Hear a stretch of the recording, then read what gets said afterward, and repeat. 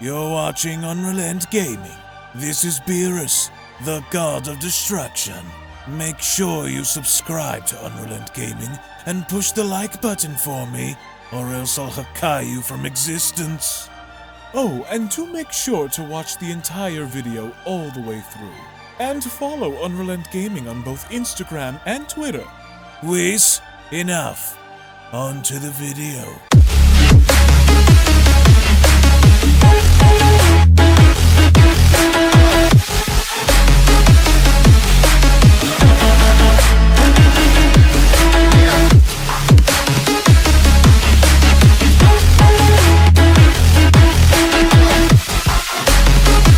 With Dragon Ball Super Manga Chapter number 76 now looming over the horizon, scheduled to be released on September 20th, here today we have brand new information, spoilers, leaks, and rough draft images showcasing the upcoming battle involving Vegeta vs Granolah, on top of the recent translated spoilers which now indicate that both Goku and Vegeta are in some capacity going to be involved in battling Granolah together. The million-dollar question going forward is, will Granolah be successful enough in defeating both of these Saiyans together, or are we bound to see something else unfold as the story continues to progress? But before we dive any further into the spoilers, if of course you guys are new to the channel and just so happen to love Dragon Ball and anime, then I do encourage you guys to go ahead and smash that subscribe button and turn on all notifications by clicking on the bell icon to never miss a single video posted onto the channel, as well as also giving this video a big fat thumbs up by slapping that like button down below if you guys are simply excited to see Vegeta vs Granolah go down, as of course courtesy of the Dragon Ball News website and DBS Hype over on Twitter. The following Dragon Ball Super Manga Chapter number 76 rough draft images and spoilers goes as follows. Now, as of course you guys can see here on your screen, the chapter pretty much opens up with a massive explosion scene within the city, and we can only assume that this comes courtesy of Granolah, because after Granolah went as far as to tell Vegeta that in fact he was getting stronger, we get to see here that Granolah is continuously attacking Vegeta. He seems to be blasting him all throughout the landscape, and Vegeta at this point is simply trying to survive, right? So this doesn't look good for Vegeta, because despite the overall circumstance and situation, yeah, Granolah is strong, and we can only make the assumption now that yes, unfortunately to many people who expected the opposite, Granolah just may in fact actually be stronger than Vegeta, because Vegeta really isn't engaging Granolah in such a way to where he's fighting back, but instead, he's trying to run away, he's trying to avoid everything that Granolah is doing, and as of course you guys can see here, Vegeta looks to be in utter shock, because blast after blast, shot after shot, Granolah just keeps firing upon Vegeta, and Vegeta seems to be getting hit with Granolah, slowly taking his time in making his way ever so closer towards him. So it's not as though if you take a look at Granolah's expression that Granolah is worried or Granolah is even scared, because Granolah seems to be smiling, and Vegeta is the one who is in legitimate trouble, because as of course you guys can see on your screen, not only is Granolah now going as far as to use both hands with both of his red cerulean eyes in shooting Vegeta, but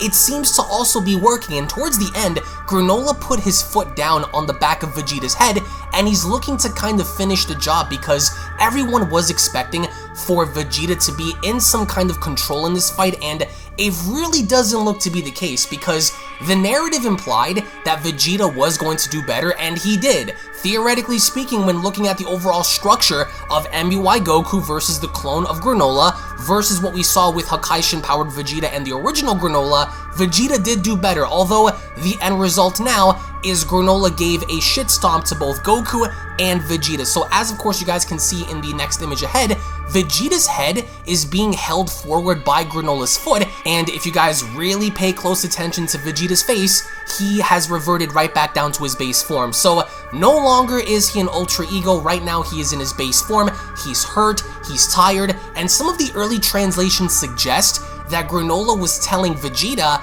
that in fact now he is even stronger than what he was, and there's no escape. But either way, knowing this, Vegeta proceeded to grab onto Granolah's foot, and to some capacity, he's trying to do something in fighting back, but even then, as of course you guys can see here, Granolah kind of steps back, and Vegeta kind of refuses to let go of his leg. Even after Granolah tells him, "Let go, I'm going to crush you," Vegeta refuses to do that. So instead, Granolah proceeds to beat him down. So this is pretty barbaric, it's pretty brutal to see how Vegeta is refusing to give up even by clinching onto Granolah's leg, and this kind of also goes as far as to imply the overall suggestion that if Vegeta can't do it, and if Goku's nowhere to be found and he can't do it, then who in the world is going to put this guy down, right? Now, towards the end, interestingly enough, we get to see how once again, Goku jumps back in the fight. He's using Super Saiyan Blue, assumingly so, and he clocks Granolah. He punches Granolah so hard that he ends up knocking Granolah away. Now, why is this important? Well, we now understand that Goku's back in the fight, he's back in the fight with the original, and he had now saved Vegeta from Granolah having to finish him off. So it was already expected to see that Goku was going to jump back in this battle, but by no means was anyone else expecting for Ultra Ego Vegeta to go down as quickly as he did. But even now, the question arises as to what these guys are even capable of in doing if Granolah is able to do what he did to both of them and still repeat that action. Now, we do have a few updates for you guys before we end up closing off the video. As of course you guys can see here on your screen, the upcoming Super Dragon Ball Heroes episode is literally just a few days away, and to the surprise of many, including myself, we are going to see to some capacity Super Saiyan Rose 3 Goku Black not only battle against Mastered Ultra Instinct Goku and controlled Super Saiyan Berserker Vegeta, but at the same time, they are both somehow going to lose, proving that Super Saiyan Rose 3 is superior to some capacity. And yes, I know, it's a video game, it shouldn't matter to begin with, and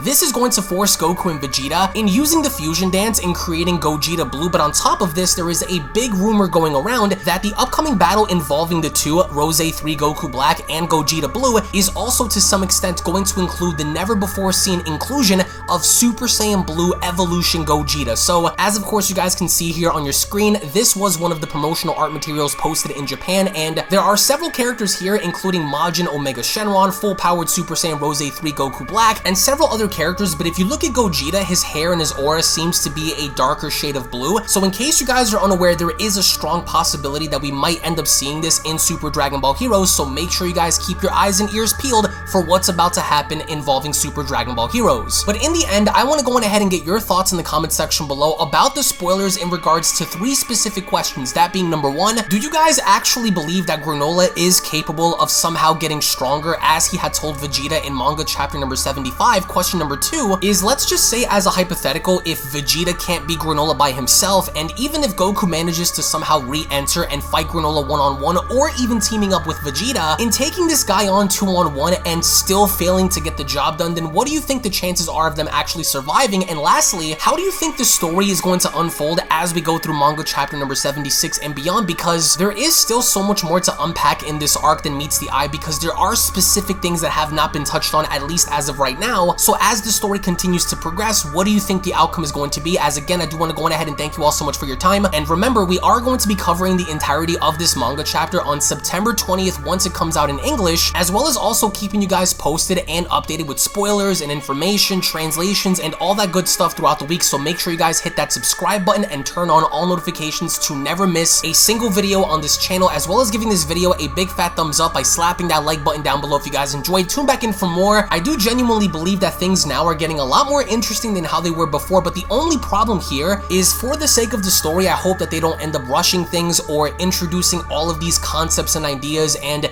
don't really follow through with them, but we're gonna have to wait and see what happens. So once more, I appreciate your time. Thank you all so much for being here, and I'll be seeing you all down the comment section below and in the next video. Take it easy, guys, and have a great day. Peace. And a quick little reminder before you exit the video, if you guys are unaware, follow me on my secondary channels, which are also used to discuss and talk about all kinds of different subjects and topics, including gaming and live streams, beginning with Unreal Network, which is a channel dedicated in discussing all kinds of movies, breakdowns, current events, scary stories, theories, and more. So if you are someone who is into the entertainment world, then that's the channel for you. So head on over and subscribe over on Unreal Network, which up next is Unreal Vlogs, where I bring you guys a little closer into my life in taking you behind the scenes with vlogging content, parody videos, reactions, motivational videos, uplifting videos, and more. So if you want to get to know me on more of a personal level, then that's the channel for you. Hit that subscribe button to always be in the loop with Unreal Vlogs. And lastly, my gaming channel, Unreal Royale, where on that channel we dive more into the world of gaming, ranging from all different kinds of video games, from Dragon Ball to Resident Evil to Grand Theft Auto, Halo, Gears of War, Minecraft, all kinds of horror games, shooters, RPGs, and more. more, including live streams. So if you're a gamer and are into the gaming world, then smash that subscribe button over at Unreal Royale and experience the ride with me. I want to thank you all so much for your time. Thank you all so very much for your support,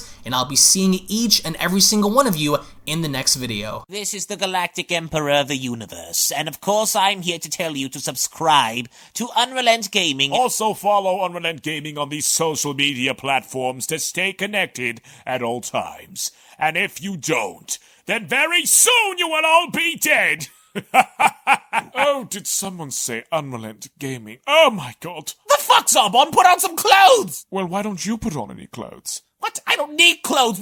Jesus Christ, that's huge! What, Broly? Freezer. Uh-oh. Prepare to die!